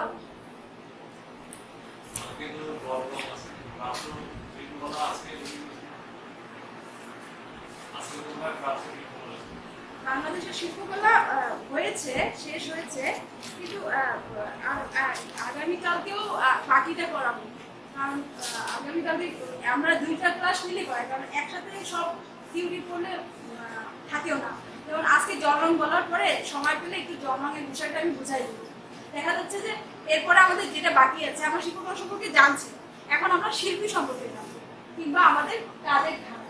একটা কিছু বলে আমি এইভাবে একটা বলে শেষ করতেছি। কারণ হলো আমরা শিল্পকলা সম্পর্কে জানবো। হ্যাঁ, এরপরে আমরা জানবো যেটা হলো আমাদের দেশে মোটামুটি ভাবে যে কয়টি ধারায় কাজ হয়েছে তা হচ্ছে রিয়েলিস্টিক, বাস্তববাদ, রিয়েলিস্টিক বা বাস্তববাদ, আধা বাস্তববাদ, লোকজ ধারায় পরিচর্যা, লোকজ প্রকাশবাদ বা পরাবাস্তববাদ এবং বিমূর্ত।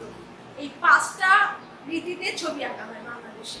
ঠিক আছে, বাস্তববাদ মানে আমি কিন্তু আপনাদেরকে যা করাচ্ছি সবই কিন্তু রিয়েলিস্টিক। ঠিক আছে, রিয়েলিস্টিক। দেখা যাচ্ছে যে লোকজ ধারায় আমাদের টিচার যে নকশা করাচ্ছে ঠিক ওগুলো কিন্তু লোকজ ধারায় হয়ে থাকে। নকশাগুলো অনেক সময় লোকজ ধারা হয়ে থাকে।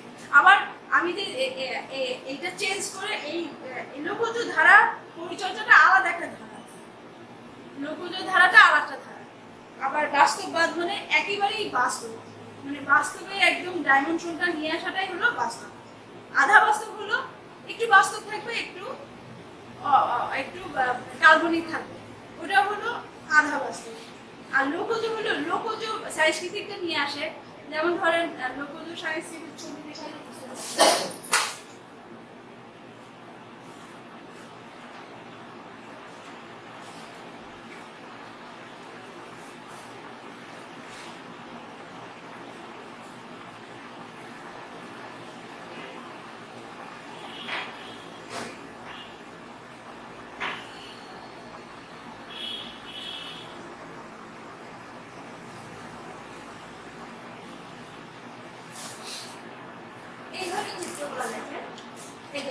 চিত্রগুলো দেখেন, এগুলোতে কিন্তু ডাইমেনশনটা খুব একটা বোঝা যায়, একটু নকশা টাইপের, না ছবিগুলো একটু নকশা টাইপের, কিংবা সরা চিত্র, কিংবা ওই হাড়িতে যে ডিজাইনটা করে, হাড়িতে যে ডিজাইন করে ঠিক ওই টাইপের পটচিত্রের মতো এই চিত্রগুলো।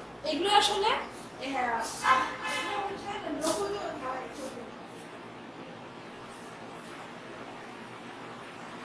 এইটা দেখেন, এই ছবিটা দেখেন, এটা অবশ্য একটা মুরাল, যেটা দেখতে বুঝতে পারবে না, একটু বোঝার মতো ছবি।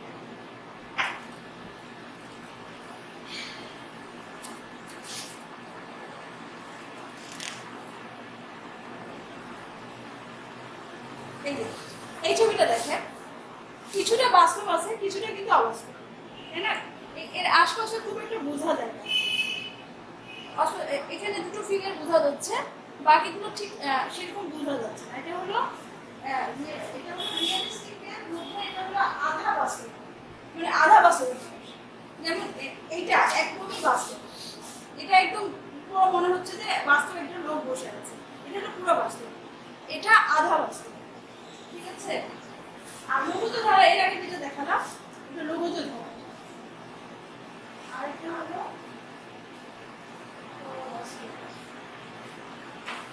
এরই কাছাকাছি। আর বিমূর্ত, যেমন এটা কিছু বোঝা যাচ্ছে না, ঠিক আছে? এটাতে কিছু বোঝা যাচ্ছে না, এটা কিন্তু বিমূর্ত। রিয়েলিস্টিক কাজ, রিয়েলিস্টিক বিমূর্ত তারাই করতে পারে যারা রিয়েলিস্টিক ভালো করতে পারে। বাস্তব জিনিসটাকে ভেঙে ফেলা, কোনো জিনিস ভেঙে ফেলতে হলে গড়তে জানতে হবে। আমাকে কিন্তু আগে এই জিনিসটা গড়তে জানতে হবে, তবেই আমি এটা ভাঙতে পারবো। যদি গড়তে না জানি সেটা কিন্তু ভাঙতে পারবো না। আমার মনে হচ্ছে যে আমরা এগুলা ছবি আঁকতে পারছি না, তাহলে তো ওগুলা ছবি আঁকতে পারবো, ওগুলো কিন্তু হবে না। আমাকে আগে গড়তে জানতে হবে, তবেই ভাঙতে জানতে হবে। ওই যে ভাঙতেছি, ওইটাই হলো বিমূর্ত।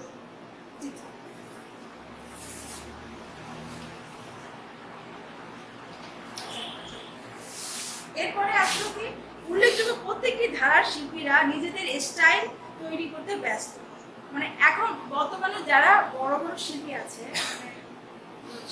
তাদের সবার একটা নিজস্ব বৈশিষ্ট্য আছে, তাদের নিজস্ব একটা ধারা আছে।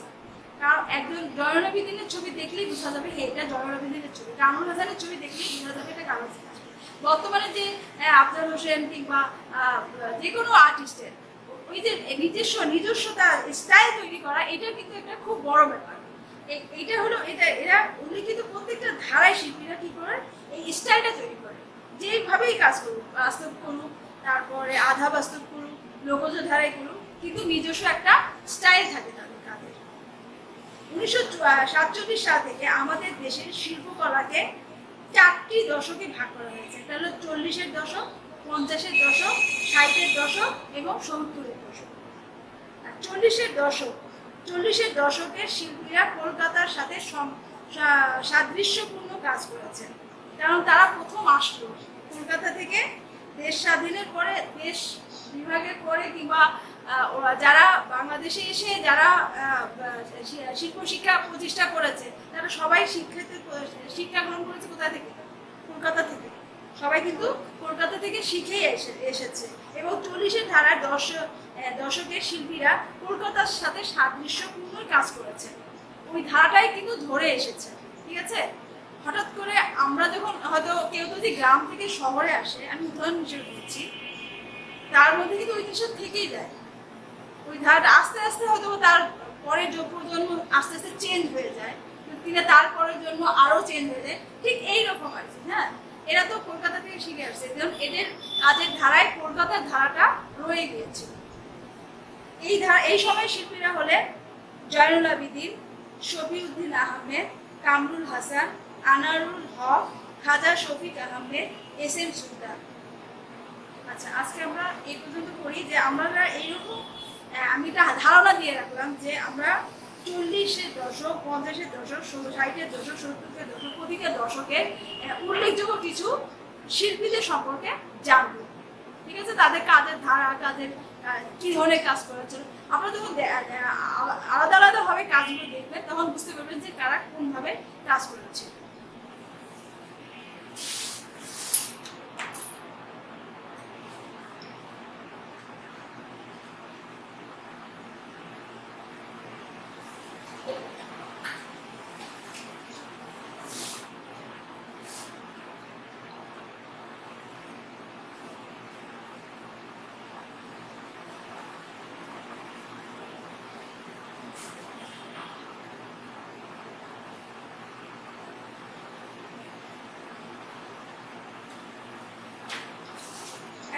আমরা এর আগে জল রং আর আমাদের রং আছে দুটো, একটা হলো স্বচ্ছ রং, একটা হলো অস্বচ্ছ রং, ঠিক আছে? জল রংটা হলো স্বচ্ছ রং আর ওয়েল কালারটা হলো অস্বচ্ছ রং, ঠিক আছে? আমরা প্রথম সাধারণভাবে আমরা বলি যে পানি দিয়ে যে রং মিশিয়ে কাজ করি, জল মিশিয়ে যে রংটা দিয়ে কাজ করি, সেটাই হলো আমাদের জল রং। কিন্তু অনেক রং আছে, যেমন এখনকার দিনে অ্যাক্রিলিক রং আছে, যারা পোস্টার রং আছে, অ্যাক্রিলিক রং আছে। এখানে অ্যাক্রিলিক রং আছে, এখানে অ্যাক্রিলিক, এটা হলো অ্যাক্রিলিক রং, ঠিক আছে। এই রংটা কিন্তু আমরা পানি দিয়ে ব্যবহার করতে পারি, কিন্তু এটা স্বচ্ছ রং, এটা হলো অস্বচ্ছ রং, এটা হলো স্বচ্ছ রং। তাহলে স্বচ্ছ রংটা কি? স্বচ্ছ রং হলো একটি রং লাগাবার পর তার উপর আরেকটি রঙের প্রলেপ করলে নিচের রংটি হারিয়ে যায় না। মানে একটা রং দেওয়ার পর যদি আরেকটা রং দিই, নিচের রংটা কিন্তু হারিয়ে যায় না। আর অস্বচ্ছ রঙে কি হয়? আমি একটা রং দেওয়ার পর শুকানোর পর যদি আরেকটা রং দিই, তাহলে নিচের রংটা ঢেকে যাবে। কিন্তু ওয়াটার কালারে, জল রঙে সেটা হবে না, নিচের রংটা কোনোভাবেই যাবে না। একটা রঙের উপর একটা রং, এগুলো স্বচ্ছ রং। আর এই কারণে এগুলো হলো অস্বচ্ছ রঙের হলো ওপেক কালার বা অস্বচ্ছ রংটা হলো দেখা যাচ্ছে যে একটা রঙের উপর একটা রং দিলে নিচের রংটা ঢেকে যাচ্ছে। জল রঙে তা হচ্ছে না, অর্থাৎ জল রঙে এক রং দিয়ে আরেক রং একদম ঢেকে যায় না। রঙের ঘনত্ব ও হালকা হয়ে যাওয়া বুঝাতে রং পানি মিশিয়ে তারতম্য ফুটিয়ে তুলতে হয়।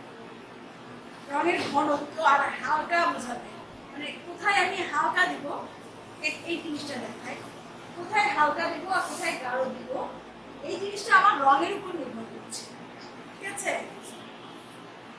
অর্থাৎ রঙের ঘনত্ব ও হালকা হয়ে যাওয়া বোঝাতে রং পানি মিশিয়ে তারতম্য ফুটিয়ে দিতে হয়।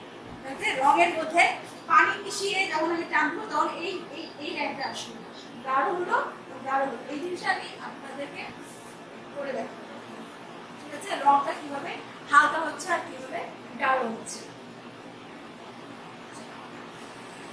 ছবিতে সাদা রঙের সাদা অংশের কাজ করতে হলে তলটা ছেড়ে দিতে হয়। ছবিতে যে সাদা আলোটা থাকে আমরা প্যাস্টেল অবশ্য তাই করেছি, আলোটা আমরা কি সাদা রেখেছি। আমরা যে রাবার ইউজ করেছি, কিন্তু ওয়াটার কালারে সাদাই রাখতে হবে, মানে সাদা রেখে। আমার এই ছবি, আমার একটা যে জায়গায় আলো পড়ছে,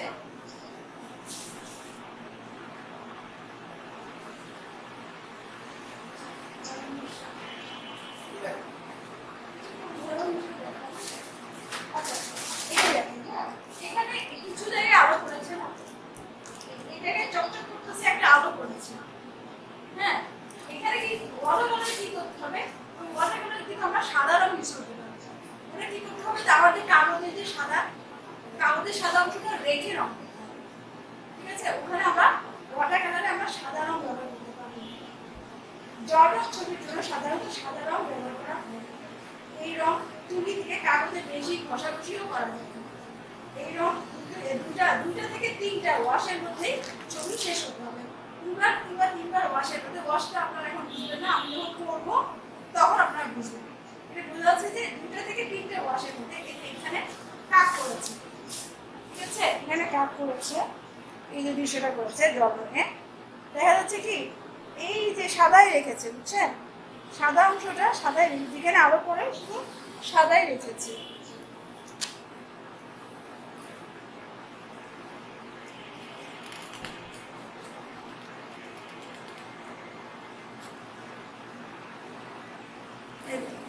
এই যে পোর্ট্রেটটা করেছে, এটা অবশ্য জল রঙে আছে।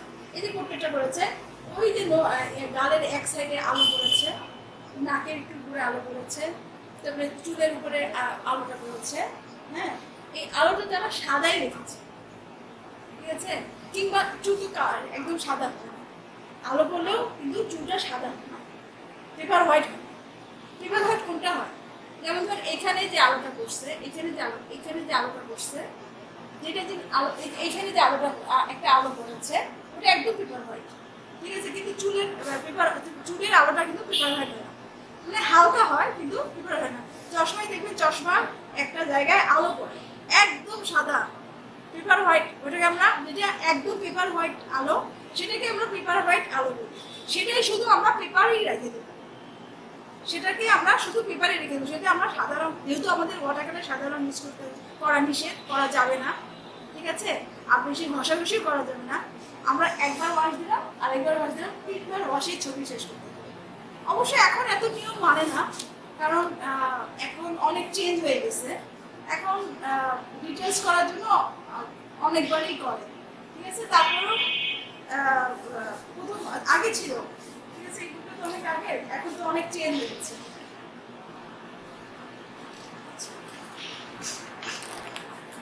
আচ্ছা, জল রং কিভাবে পাওয়া যায়, জল রং কিভাবে পাওয়া যায়, আরো এইটাই জল রং, আমাদের জন্য এটাই অনেকভাবেই পাওয়া যায়। এখানে আরেকটা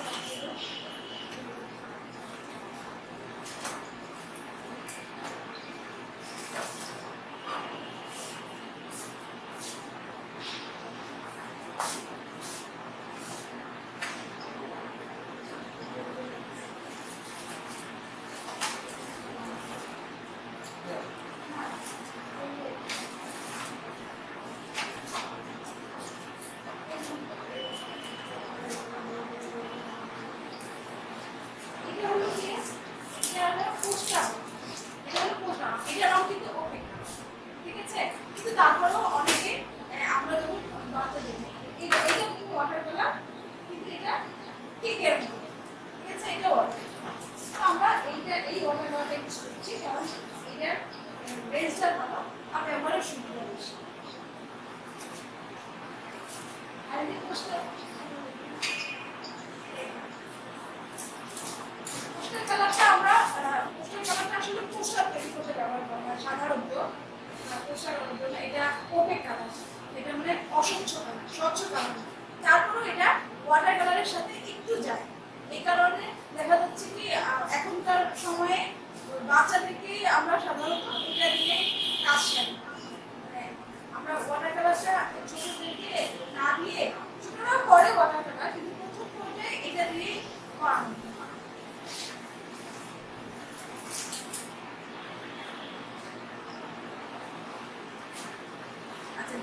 শিল্পজগতে জলরাগিনী কামরুল হাসান জল রঙের ছবি আঁকতে বেশি স্বাচ্ছন্দ্য বোধ করেন।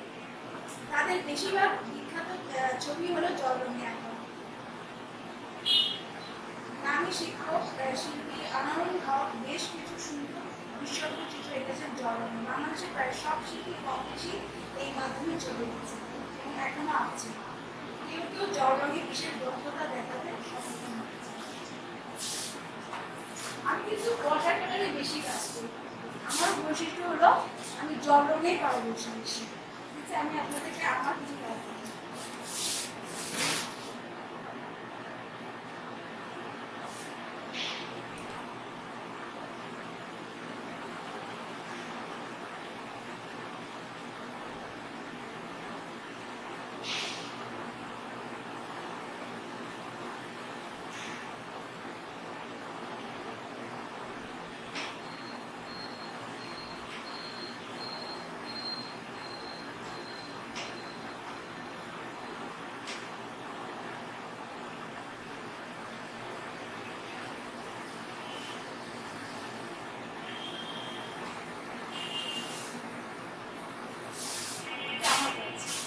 চেনা যাচ্ছে?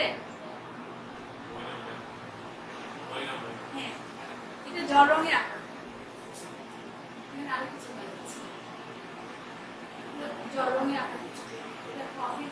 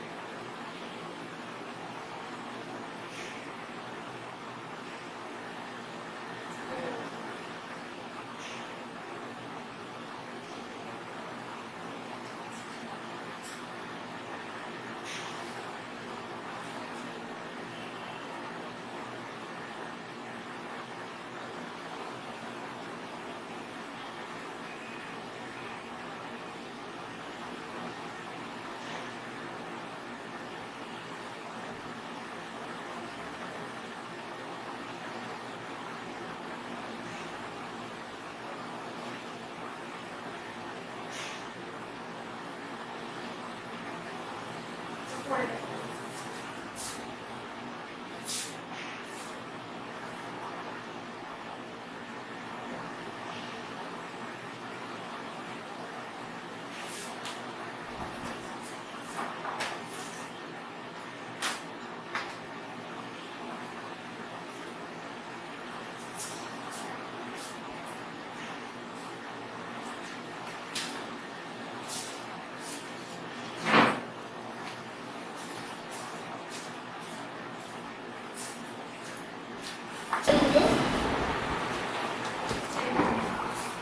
আমরা এই রংটা ইউজ করি, ঠিক আছে? এটা ব্যবহার করি।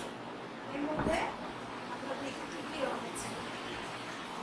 এটা হলো সেট গ্রিন, ঠিক আছে? আমাদের এই নামগুলো মুখস্থই করে ফেলবেন, নামগুলো মুখস্থ করে ফেলবেন, বাসায় গিয়ে এটার নাম মুখস্থ করে ফেলবেন। Set green.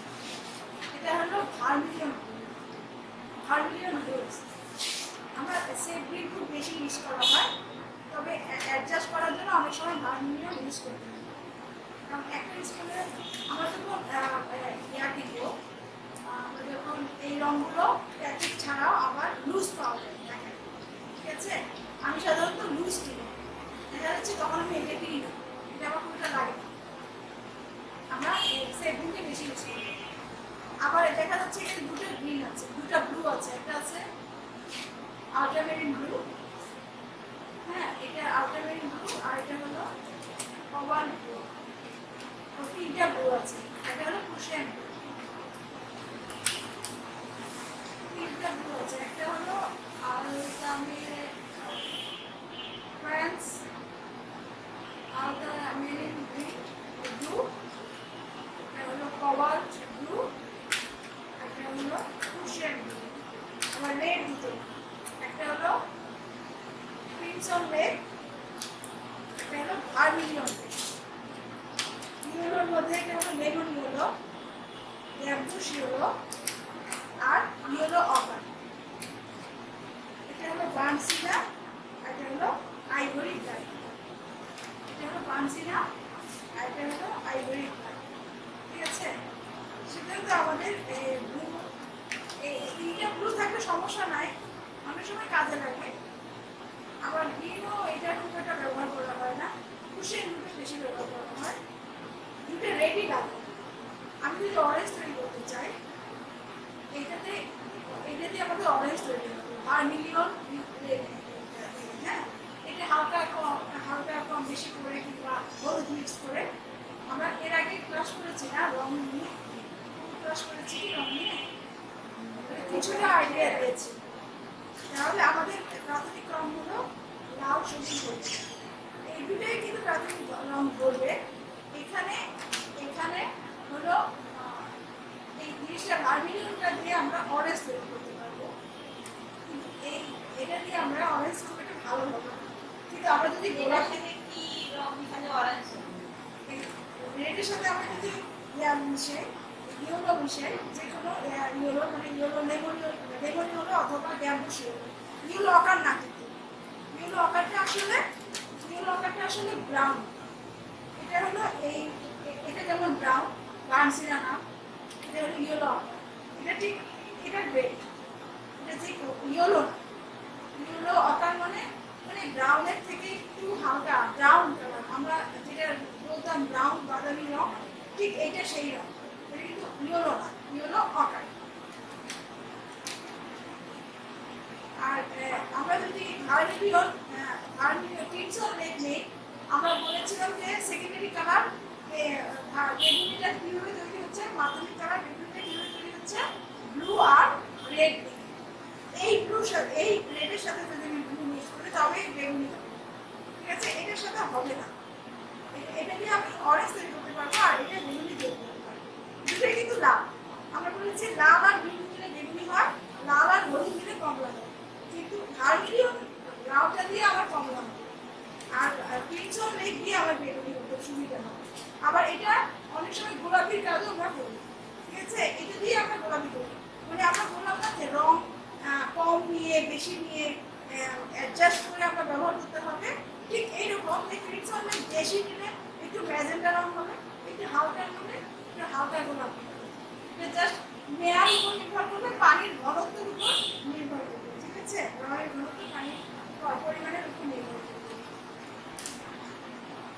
আচ্ছা, কার সেট গেল। আর আমরা যদি আমরা এটা এটা এটা হলো সেট, এটা আমরা এই ওয়াটার কালারের নিয়ম হলো ডাইরেক্ট কালার ইউজ না করা। মানে আমি ডাইরেক্ট লাল রং ইউজ করি প্রকৃতিতে, মানে ডাইরেক্ট কোনো কালার। আমার স্কিনটা একেবারেই যে এগুলো আঁকার তা না, কিছুটা হয়তো কনসিলার মিক্সড আছে, অথবা আলো পড়ছে, কিংবা শাড়ির আভা পড়ছে, লাল আভা পড়ছে, অথবা আমি নীল নীল কাপড় পরলে হয়তো চেহারায় নীল আভা পড়ে। যেমন গাছে দেখা যাচ্ছে, গাছ আমরা সবুজ বলি, সব জায়গায় কি একই রকম সবুজ না, অনেকগুলো কালার একসাথে। ঠিক সেরকম একটা এই যে সাদা কি সাদা দেখা যাচ্ছে, অনেক সময় দেখা যাচ্ছে এটা নীল আলো পড়ছে, কিংবা নীল একটা ভাব আছে, সাদা আছে, মানে রংটা এই কারণে আমরা জল রঙে ব্যবহার করবো একটু মিক্সড। ঠিক সেলফিট সবসময় সেলফিট মিক্স করতে একসাথে শুধু সেলফিট মিক্স করছি না, সবুজই করছি, কখনো মানসিরা মিক্স করে সবুজটাকে একটু আলাদা করছি, কখনো কুশের মিক্স করে সবুজটাকে আলাদা করতেছি। আমরা ওই আলাদা করার ব্যাপারটা আমরা একটু পরে আসি, আমরা আগে শিখবো ব্যবহারটা করবো, ঠিক আছে? ব্যবহারটা করার জন্য আমাদেরকে রংটা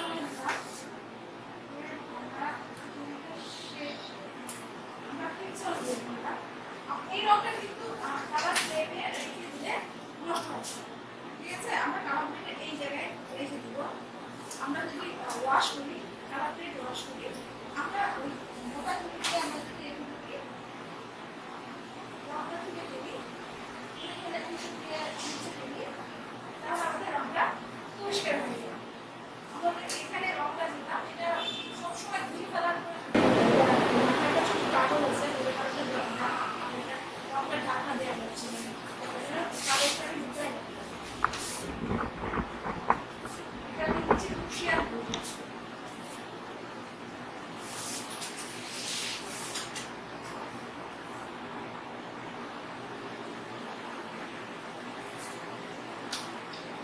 আমি গ্যাম্বু শিওরটা নিলাম, এবং এগুলো নিতে পারি, গ্যাম্বু শিওরও নিতে পারি। ডিফারেন্স আছে রঙের, রং ব্যবহার করতে আপনারা বুঝবেন যে কোন জায়গায় এই জিনিসটা আমি খাবার দিতে পারি, এই জিনিসটা বের হয়ে গেছে, এই যে অবস্থা ডিস্টার্ব করছে, আমি খাবার দিচ্ছি।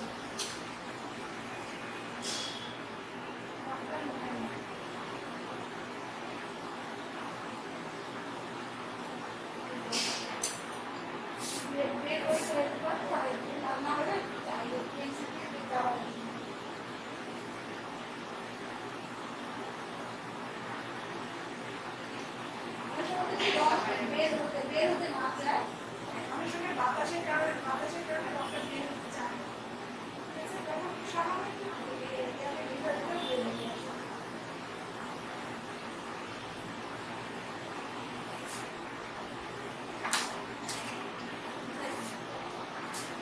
এখানে আমি নিয়েছি ক্রিমসন রেড, আর এটা নিয়েছি ভার্মিলিয়ন, এখানে নিয়েছি কুশন ব্লু, এটা নিয়েছি গ্যাম্বু শিওর।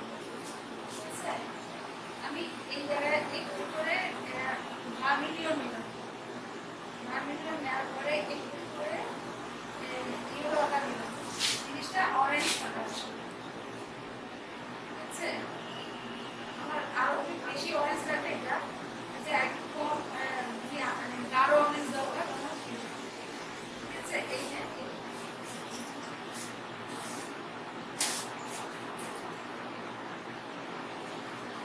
আমরা একটা জায়গায় ডিজাইন দিচ্ছি,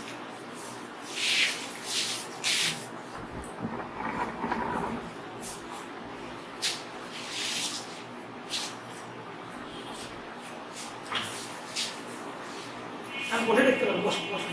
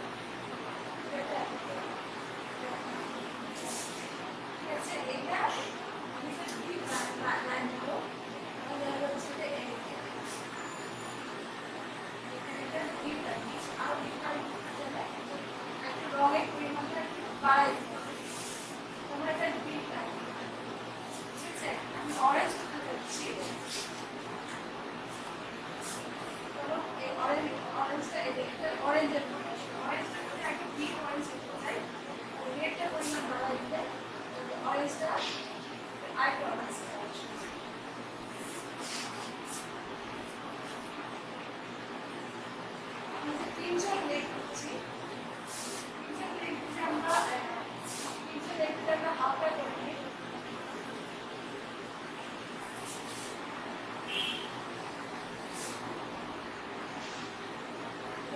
গোলাপি মতো আসতেছে, ঠিক আছে? আবার বড় করে নিই, আবার এটা ব্লু কালার আসতেছে। আবার দেখা যাচ্ছে যে আমি এটাতে এই জায়গাটাতে পানি দিচ্ছি,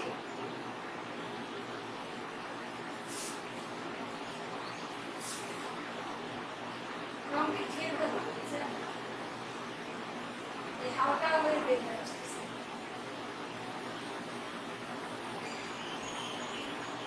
আমার বেরিয়ে দিচ্ছি, তাহলে দেখা যাচ্ছে যে এইটার সাথে মিক্স করলাম, মিক্স করলাম, এটা এলিমেন্ট বসে রংটা চেঞ্জ হয়ে যাবে। আর বেশি বাড়াই দিলাম,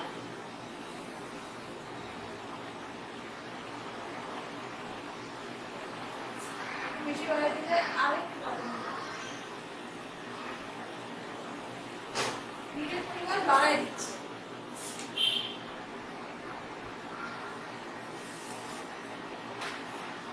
না ভিজালে রংটা বলবে না ভিজালে অল্প করে থাকবে।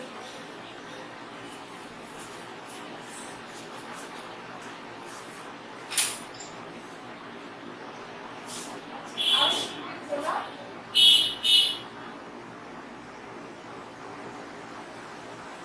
এইটা একটু মিলে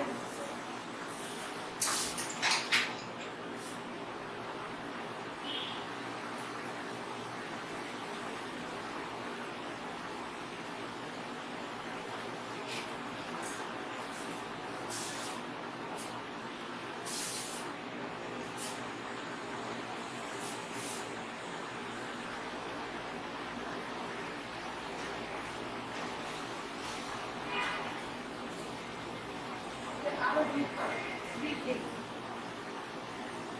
এবং এর কালারে এটা আরো ডিপ মিক্স করে করে আমরা এটা একটু গাঢ় করলাম, এটা অ্যাড করতে হবে। এটাতে কি কিসের পরিমাণ বেশি, এটাতে কিসের পরিমাণ বেশি, রেডের পরিমাণ বেশি। আর যদি আমি রেডের পরিমাণ নীলের পরিমাণ বেশি করে দেই তাহলে এইটা আসবে, নীলের পরিমাণ বাড়াই দিলাম তখন আমাদের এরকম বেরিয়ে আসবে।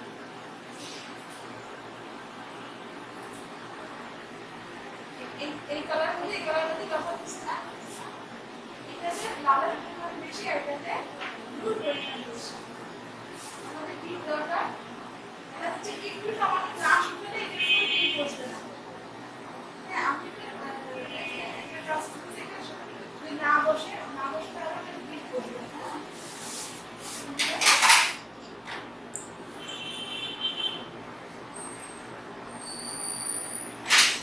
আপনাদের আজকে হোমওয়ার্ক হলো আপনারা রংগুলো যারা কিনেছেন রংগুলোর নামগুলো মুখস্থ করুন, ঠিক আছে?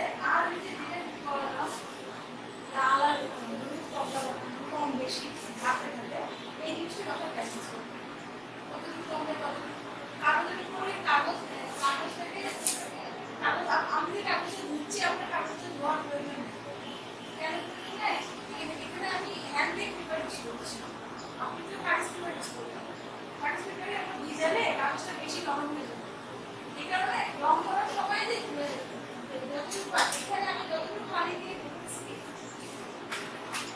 কাগজ পেপারের জন্য আমি যতটুকু পানি দিয়ে এটা করতেছি আমার একটু আমারটা যথেষ্ট, একটু পানি যথেষ্ট।